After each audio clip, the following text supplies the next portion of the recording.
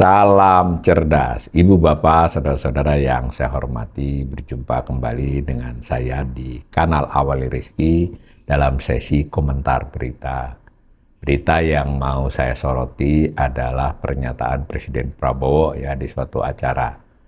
Banyak media yang memberitakan dan karena beliau ngomong cukup panjang, jadi banyak versi berita untuk mengambil bagian-bagian dari yang beliau utarakan di acara tersebut. Nah, saya pilih salah satunya dari kompas.com.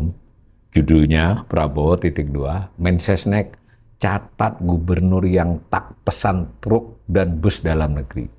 Nah, ditayangkan oleh Kompas pada tanggal 9 April sore ya, jam 15.21.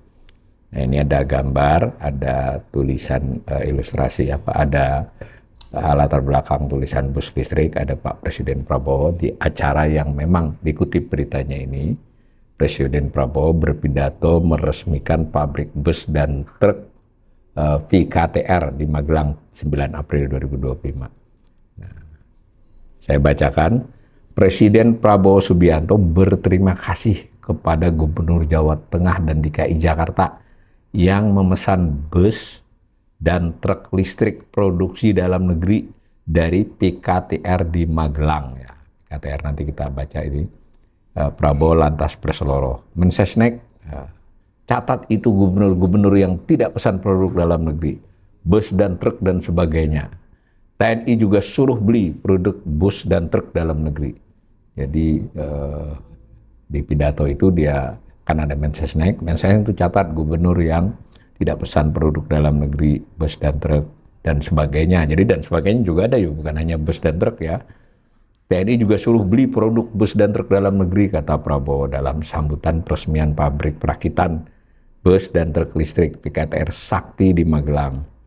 Terlihat Menteri Sekretaris Negara atau Mensesnek Prasetyo Hadi berdiri dari kursinya dan menyatakan siap mencatat gubernur yang tidak pesan bus dan truk listrik.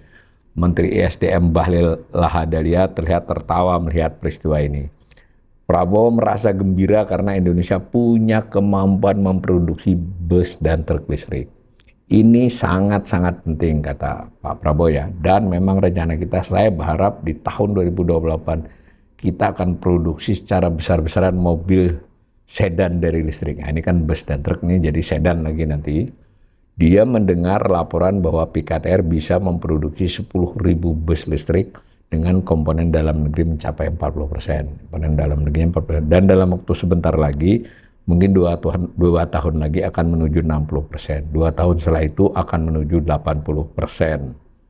Itu ya. Lalu beritanya dilanjutkan, PT PKTR Teknologi Mobilitas ini adalah perusahaan dengan komisaris utama Anindya Bakri yang juga Ketua Umum Kadin.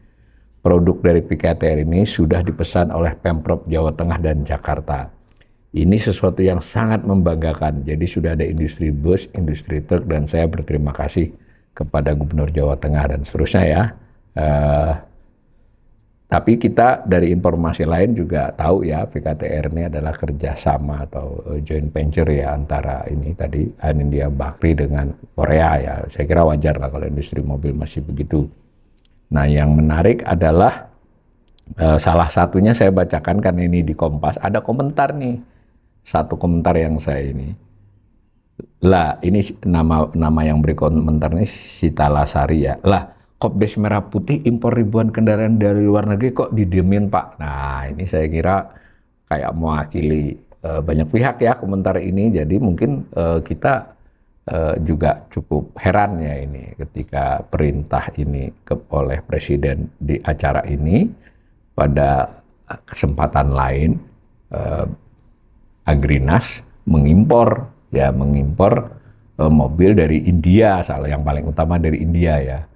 Padahal menurut konfirmasi dari para produsen dalam negeri, sekalipun sama ya, produsen mobil dalam negeri itu adalah joint venture, tapi bagaimanapun dia diproduksi di dalam negeri, apalagi tadi contoh di sini komponen dalam negerinya 40%, karena memang ada syarat ya untuk TKDN itu komponen dalam negeri itu ya.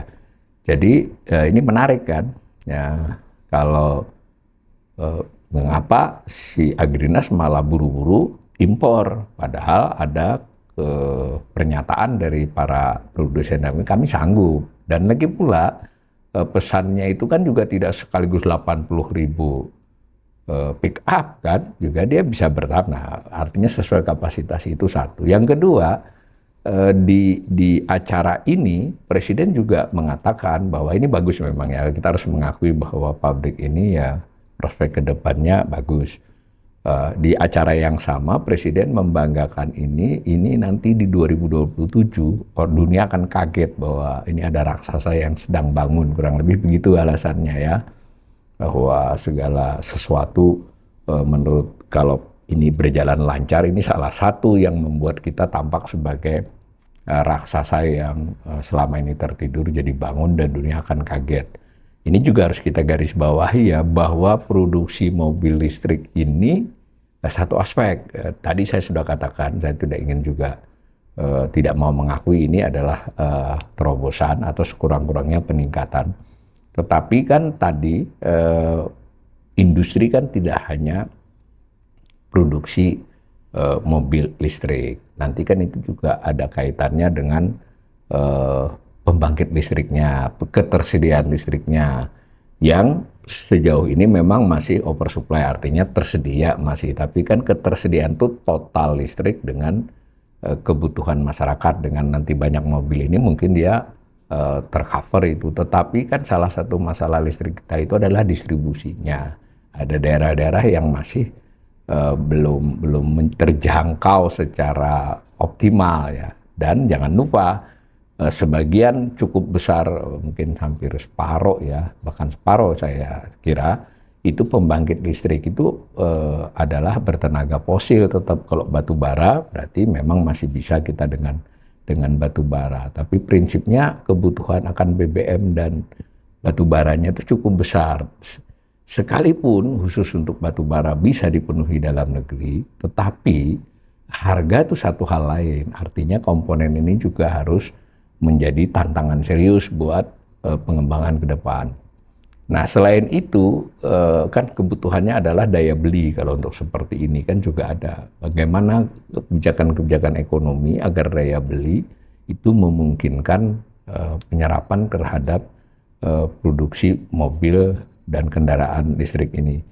Nah, sejauh ini kalau boleh kita memberi catatan ya, bukan kritik, catatan saja, di berbagai kesempatan pidato Presiden Prabowo terkait kebijakan ekonomi mengesankan supply and demand route itu lebih terkait kepada yang terkontrol negara. Jadi di sini Pemda yang diminta beli kan, mungkin nanti BUMN yang diminta beli. Jadi imajinasinya bukanlah sesuatu yang mengarah kepada pengembangan keseluruhan kekuatan ekonomi daya beli ya, termasuk juga supply dalam konteks TKDN-nya, apakah supply-nya itu nanti juga yang diharapkan adalah BUMN, padahal untuk majunya suatu negara itu tidak mungkin hanya mengandalkan kegiatan ekonomi negara dan BUMN-nya saja, tapi juga bagaimana tumbuh kembangnya swasta termasuk UMKM di dalamnya. Nah, seperti itu ya yang mungkin catatan seriusnya, sehingga ketika di kesempatan yang sama tapi tidak di berita ini, Pak Prabowo menyatakan nanti raksasanya akan bangkit. Sejauh ini kebijakan-kebijakan pemerintah mengandalkan BUMN ya, dan kecepatan untuk mengembangkan suatu program dengan instrumen-instrumen birokrasi bahkan TNI. Tadi kita ambil contoh kembali Kopdes Merah Putih jadi cepat, antara lain karena satu dia dilaksanakan oleh Agrinas ya, bukan oleh model koperasi biasa yang nanti ada pengurus lalu rapat lalu tapi diambil alih dulu oleh Agrinas. Dan bahkan sekarang bertambah lagi 2 tahun diurus oleh Agrinas baru diserahkan. Artinya instrumen utamanya adalah BUMN bukan koperasinya. Yang kedua, dalam pelaksanaannya Agrinas itu ketika melakukan pembangunan sarana dan prasarana, gudangkah, outletkah dan sebagainya, yang banyak diandalkan itu TNI gitu. Bukan kita soal anti atau pro TNI, bukan. Tetapi kan berarti cara kebijakan ekonominya ini top down seperti ini. Nah, BGN juga begitu ya, MBG ya secara konsep itu kan ingin membangkitkan UMKM, mengembangkan kesempatan kepada semua pihak. Tetapi instrumen-instrumen yang mempercepatnya, jadi Polri dapat sekian, pihak ini dapat sekian, itu kan juga memang ada hasil dalam konteks kecepatannya, tapi dalam konteks tidak menggerakkan ekonomi di kalangan umum, kalangan swasta dan kalangan UMKM itu terkendala, jadi tidak akan optimal ke mereka. Nah, karena itu kita jadi menilai seperti ekonomi ini mulai agak khawatir. Presiden Prabowo ini sejak kampanye kemudian pelantikan sekarang ini mengungkapkan hal-hal yang cukup menjanjikan ya, cukup berprospek gitu, dan kalau dinalar dari narasinya itu ya masuk akal, tetapi kemudian ternampak lemah di dalam proses delivery-nya. Ya diterjemahkan dalam kebijakan diterjemahkan dalam pelaksanaan, ini sudah mulai kekusutan terjadi yang kita tidak tahu apakah Presiden dilapori masalah-masalah aktual ini, termasuk soal ini nantinya, kan begitu ya. Mudah-mudahan pidato terkait dengan pengen agar produksi mobil, bus, truk dan selanjutnya sedan ini nanti lebih mengandalkan produksi di dalam negeri. Nah, begitu juga dengan hal-hal lain, Indonesia akan menjadi raksasa yang bangkit 2027, itu terdelivery oleh anak buahnya Presiden dalam konsep dulu, konsep yang jelas, kebijakan yang jelas, dan konsistensi melaksanakan kebijakan itu. Dan sisi lain juga yang banyak dikeluhkan ya, itu adalah dalam semua proses yang top down itu partisipasi publik itu minimal, dan dalam konteks ini juga nyaris pengawasan juga menjadi minimal. Hal-hal seperti ini kan, detail ini memang mestinya tugas pembantu Presiden. Presiden itu wajar memiliki keinginan-keinginan yang bombastis, tapi kan pembantunya yang menerjemahkan ke dalam kebijakan dan dalam pelaksanaan. Dan yang penting lagi terakhir, ya Presiden harus dilapori fakta yang sebenarnya dari pelaksanaan perintah beliau. Saya ingatkan juga satu perintah yang menjadi tidak lagi terdengar, itu adalah gentengisasi. Artinya kan Presiden ya wajarlah untuk melakukan beberapa hal bombastis gitu. Saya khawatir beliau tidak mendapatkan informasi yang memadai tentang pelaksanaan dari yang diharapkan dan kondisi terkini dari kemampuan melaksanakan. Soal lain kan, ketika ditanya misalnya Menteri Keuangan, duitnya ada gitu misalnya, bisa dilaksanakan Pak Bahlil 2 minggu kelamaan, seminggu untuk mencabuti IUP yang dianggap nakal. Misalnya hal-hal seperti itu kan hal-hal yang dalam tata kelola itu bukanlah hal yang mudah ya, memerlukan waktu, dan yang penting presisi, tidak hanya waktu, tidak hanya cepat tapi tepat.